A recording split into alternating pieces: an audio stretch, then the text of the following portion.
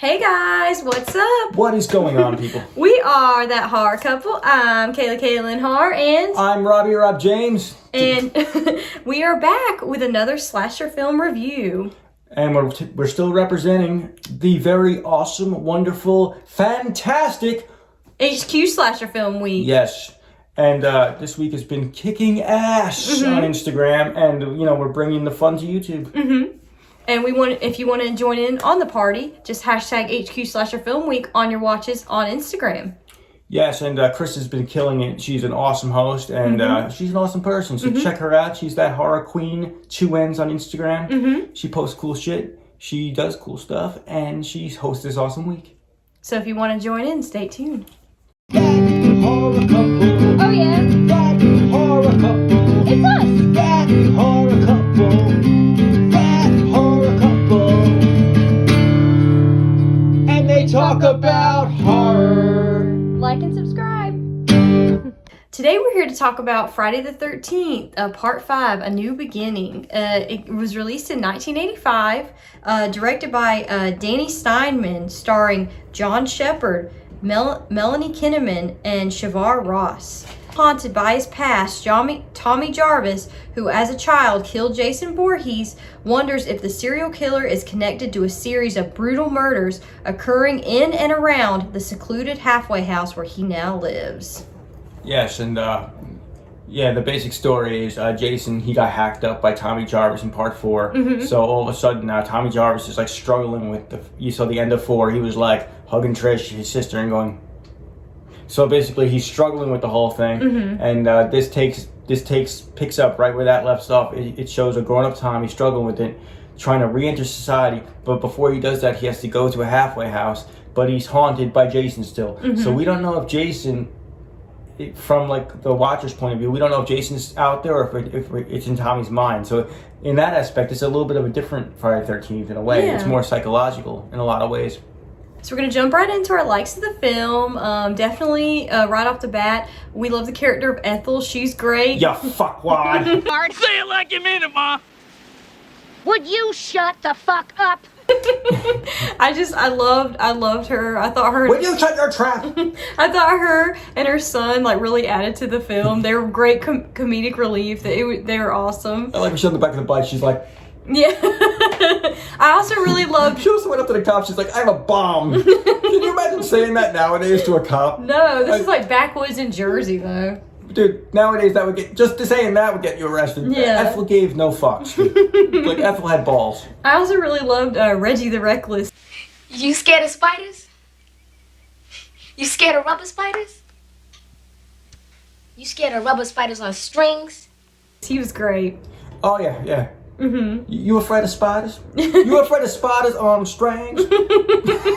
We also love that it was like a whodunit kind of mystery as the kills are happening throughout the film. You're questioning, like, is this really Jason or is this someone else? Yeah, and in a lot of ways it brought it back to the original Friday, because now it's a mystery, right, whodunit, and it kept you thinking. 2, 3, 4, we knew it was Jason. Now it's kind of back to the original setting where it's like, who's doing this, you know?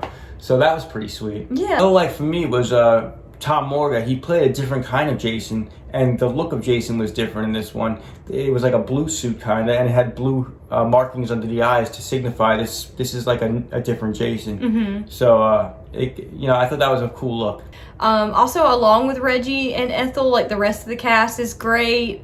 That they're all really likable. I would feel agree. like. I would say, like, this is a fun Friday, and it's not so serious, and the cast is very almost campy where they're joking around too. So to me, this has a very 80s slasher film vibe to it. It really does. This has a campy slasher film vibe to it I agree. for a Friday film. I mean, this is like probably the most campy Friday there is. Yeah. No. Or yeah. one I of them. agree. It's Or one of them. At least one of them. Jason X was kind of silly in parts, Yeah. but so was Jason Goes to Hell. But I feel like this is kind of, it's not totally silly, but there's the characters were kind of silly. The guy with the chocolate bar. Oh, Joey. Yeah, the angry guy with the axe, Vic. Yeah, like killing they him. were all of them were characters in this Yeah. film. I like the rocker chick, Violet. Violet, yeah, she was really Yeah, cool. That's a like for me. The cast is pretty likable in this. Yeah, for sure. Another like for me would have to be, I wouldn't say this is my favorite Friday, but I think the kills are awesome in this. Oh yeah, the kills are pretty The kills amazing. are badass. Like that gets overlooked. I think this film gets dismissed a lot because It's not Jason. well, spoiler alert. We find out it's not Jason at the end, and yeah, but okay, it's not Jason, so it gets dismissed like kind of like Halloween 3 does because there's no Michael. But if you look at it for what it is, very fucking brutal kills, very gory. Also, another like for me would be nudity. Yeah, there's a lot of nudity, There's a lot of boobs. Yeah. What was it, Deborah Voorhees? Deborah Voorhees. She was like, she was in Penthouse or Playboy or one of those. She was a model. She was looking good, and she gave us some boobs. So thank you for that, Mrs. Voorhees. Yeah. Also, really love the film score in this. Harry Manfredini has done it again. I mean, it fits the movie perfectly, builds the tension perfectly. It's just all around a perfect film score for me. Absolutely, yeah. It definitely feels like a Friday. And also, another like would have to be, I love the character of Demon. Oh, Hey, you okay? oh, some damn enchiladas. Reggie's brother. He's so funny. He adds so much to the film, and I love his like one-liners, like I know that you're he gonna say. says, yeah, the damn enchiladas. Those damn enchiladas. Every time I hear enchiladas, I think of this movie now. Yeah.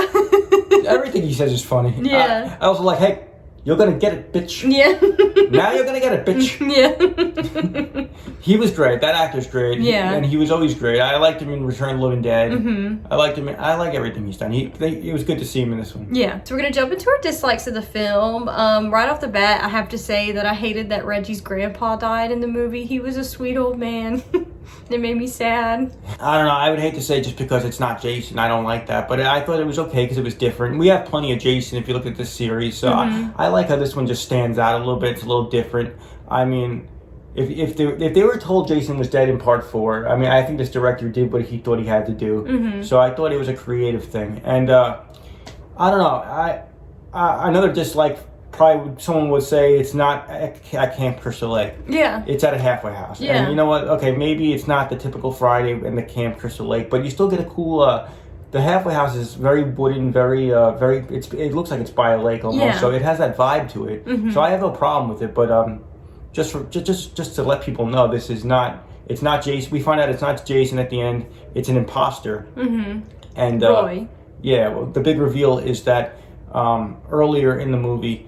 One of the patients got hacked up with an axe, and then when the paramedic gets there, he sees that it's his son. That and he's totally like spun out by that. He's like, oh no, and I guess that's what led him to Commit murder. to commit murder and kind of pass it off as Jason. But a dislike for me would be how they kind of just shoved that all in at the end, like okay, it was explaining like the last minute or two, Yeah. everything that happened, and then we were showing like, oh, Roy's wallet, that's his son, and then it's like, oh look, and he has all these newspaper clippings of Jason, so therefore he must have been a fan of Jason and following Jason, and he decided to make it look like a Jason kill. Yeah. It's like all of this, and we're supposed to be like, oh, that's what it's like. It was a lot of information to take the last 2 minutes, so maybe they could have told that better, but. I also It's kind of like when your girlfriend finds your browser history and then she asks you to explain it, like, and you're like, you know, what? What, just me? Kaylee's like, what's the meaning of this, Rob? And I'm just like, what? My phone was obviously hacked. Another part of the ending that bothered me was when it shows like Tommy like trying to go after Pam, and that part is just, it happens so fast, it's never explained, the movie just cuts off and you're like, what happened? So favorite kills of the film, for me would definitely have to be Eddie's death, when he gets the belt wrapped around his eyes, It's one of mine too. yeah, and pulled against the tree. I thought that was very different, very creative. I love the practical effects. I like the Voorhees girl, the shears through the eyes. That was cool. And then, I thought that was really cool. The kills in this film are brutal. That comes to mind. The character of Violet, she gets stabbed through it looks like the torso, but I heard it was supposed to be like in the hoo-ha, the private area, and I saw the special features. They said they had to edit that out because it would have gave it an X rating. Okay. But that's, if you think about it, that's pretty brutal for what it was supposed to be. So final thoughts of the film, we definitely feel that this movie is still an awesome installment in the Jason Friday the 13th series. Even though Jason technically isn't in it, we still say definitely check it out. Yeah, you get all the stuff you like in a regular Friday, and you get all the stuff you like from Jason anyway. So it's definitely worth checking out. I think it's a cool story. I think it's a different Friday, but you know what? By part 5, we need something different. Yeah. So I thought it was appropriate. I like this film. I do. It's a good film. It's a good slasher, and overall rating? 6.5 out of 10 for me. I think that's fair. Yeah, if I'm gonna give the other ones 7, 8, 9s, I think this is a 6.5. Okay. It's a cool. little So bit, we agree. It's a little bit lower, but it's not like as bad as the fucking remake. Oh, here we go. We're not getting into one that day today. I'll be happy to give that piece of shit a 0 out of 0. We totally disagree on that, but okay. So on that note, once again, I'm Kayla Har, and I'm Rob James. we are That Horror Couple, asking you to hit that like and subscribe button down below. Comment to us. Let us know if you liked Friday the 13th, A New Beginning. And to join in, once again, on HQ Slasher Film Week, just hashtag HQ Slasher Film Week on your pictures of your watches on Instagram.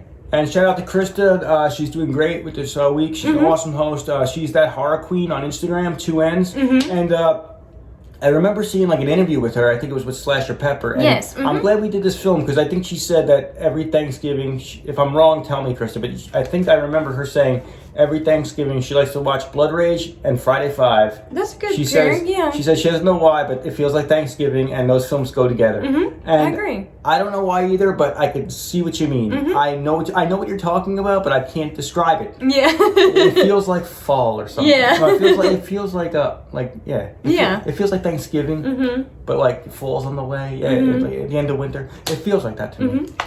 And until next time. We will see you then.